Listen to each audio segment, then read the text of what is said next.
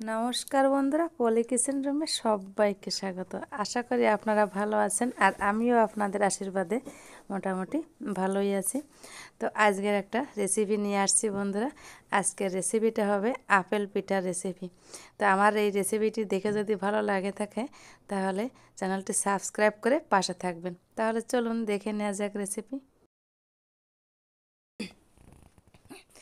তো এখানে আমি কড়াইটা একটু গরম করে নিয়ে একটু জল নিয়ে নিলাম, এই দেখুন। তো জলটাও গরম হলো, এবার এর ভিতরে আমি লবণ দিয়ে দিলাম। তো এখান থেকে একটু গরম জল আমি কাপে করে একটু তুলে রাখলাম। এবার আমি অল্প অল্প ময়দা দেব আর এভাবে একটু নেড়ে দিতে হবে। দেখুন এখানে আমি 2 কাপ ময়দা নিয়েছি।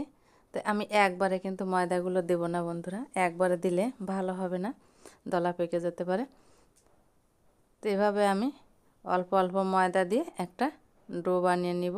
এই দেখুন আমি 2 কাপ ময়দাই অল্প অল্প করে দিয়ে নিব।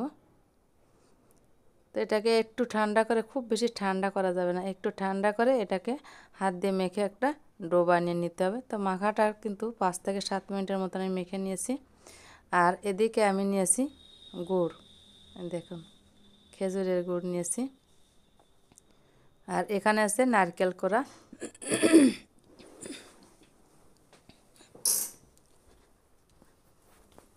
তো কড়াইটা গরম হলেই নারকেলটা দিয়ে দিব। আর এখানে আমি যে গুড়টা নিয়েছিলাম সে গুড়টা দিয়ে দেব। তো নারকেল আর গুড় এভাবে নেড়ে চেড়ে একটা নারকেলের পুর বানিয়ে নিব বন্ধুরা। এই দেখুন আঁচটাকে মিডিয়ামে রেখে এভাবে একটু নেড়ে চেড়ে একটা পুর বানিয়ে নিলাম। তো এটাকে একটু নামিয়ে একটু ঠান্ডা করে নিব। আর এই ডোটাকে আমি আবার একটু মেখে নেব। এই দেখুন যত মাখা হবে ততই কিন্তু ভালো হবে। এই জন্য আমি আর একটু হাত দিয়ে আবার একটু মেখে নিলাম। এবার আমি ছোট ছোট করে লেচি কেটে নিব। একদম ছোট হবে না, মিডিয়াম সাইজের একটা লেচি কেটে নিলাম। এই দেখুন তো এখানে আমি কুলির যে শেপটা দিতে হয় তার চেয়ে একটু গোল মতো শেপ দিয়ে নেব। এই দেখুন একটা পকেট মতন করে নেব। তো এর ভিতরে আমি এবার এই যে নারকেলের পুরটা কিন্তু ঠান্ডা করে নিতে হবে, একটু ঠান্ডা করে নিয়েছি। তো নারকেলের পুরটা আমি এই বাটির ভিতর দিয়ে দেবো। এক এক করে আমি 3টে বাটি করে নিয়েছিলাম, দেখুন। এবার এখান থেকে আমি চামচে করে এই নারকেলের পুর এই বাটির ভিতর নিয়ে নিব। তো বন্ধুরা নারকেলের পুরটা দেওয়ার পর এবার আমি এটাকে একটু মুড়ে নেব। এই দেখুন তো মুড়ে নেওয়ার আগে একটু জল দিয়ে নিয়েছিলাম। এই দেখুন একটু জল দিয়ে চারি সাইড দিয়ে একটু জল দিয়ে নিলে তো মুড়ে নেওয়ার সময় ভালোভাবে আটকে যায়। দেখুন তো আটকানোর পর এভাবে আমি একটু গোল শেপ দিয়ে নেব, আবারও একটু গোল করে নেব। দেখুন একটা গোল রাউন্ড হয়ে গেল।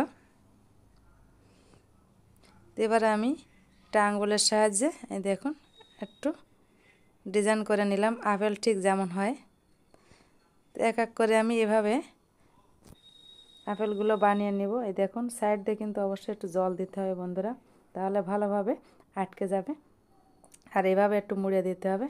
মুড়ে দেওয়ার পরে হাতের তালু দিয়ে এভাবে একটু গোল শেপ দিয়ে তারপরে একটা আঙুল দিয়ে দেখুন একটু ছিদ্র মতন করে নিলাম।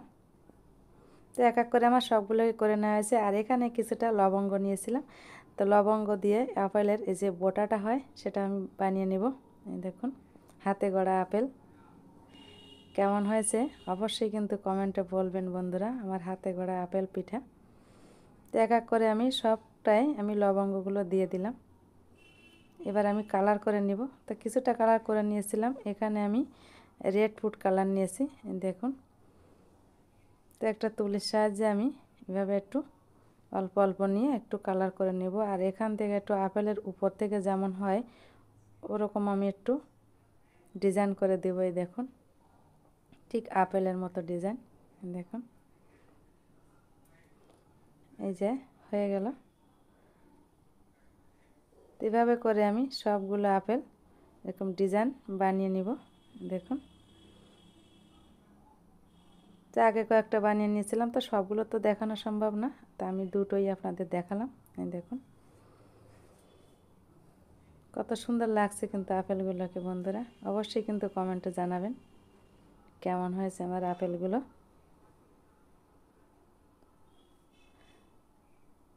তো বন্ধুরা আপেলগুলো তো এবার করে নেওয়া হলো। এবার আমার বাকি কাজটাও করে নিতে হবে। তো বন্ধুরা, ভালো লাগলে চ্যানেলটি সাবস্ক্রাইব করে কিন্তু পাশে থাকবেন, আর পাশে থাকা বেল আইকন প্রেস করবেন পরবর্তী নোটিফিকেশন পাওয়ার জন্য। আর এখানে আমি একটা জালি নিয়েছি, এই দেখুন, এই জালিতে আমি সাদা তেল মাখিয়ে নিলাম। আর এই সাদা তেল মাখিয়ে নিতে হবে কিন্তু, তা নাহলে আটকে যেতে পারে। এবার আমি আপেলগুলো এক এক করে আমি এই জালির উপর নিয়ে নেব। এটা আছে রাইস কুকারের জালি, যাদের রাইস কুকার আছে তারা অবশ্যই জানেন।